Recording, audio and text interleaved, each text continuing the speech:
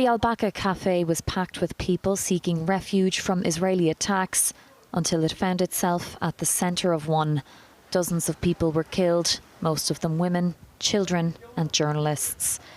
Elsewhere, witnesses say Israeli forces continued to fire towards Palestinians as they wait for food at Gaza humanitarian fund sites.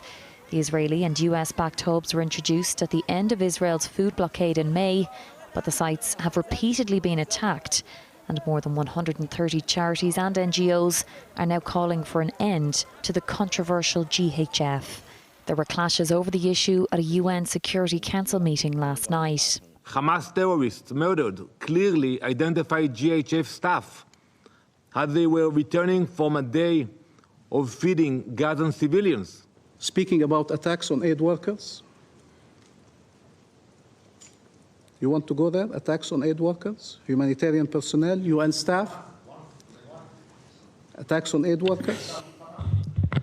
You spoke, colleagues. And the US says it has no plans to withhold funding for the GHF. The IDF and Israel have announced that they are, of course, investigating certain incidents.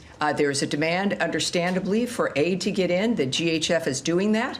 As we also, of course, decry loss of life and the violence that it continues. But that's why we do what we do. The US president is pushing for a ceasefire, and one of his officials has confirmed Prime Minister Benjamin Netanyahu will travel to the White House on Monday. This trip marks Netanyahu's third visit since Donald Trump returned to office at the beginning of this year, and comes just 2 weeks after the US inserted itself in Israel's war with Iran. Hannah Murphy, Virgin Media News.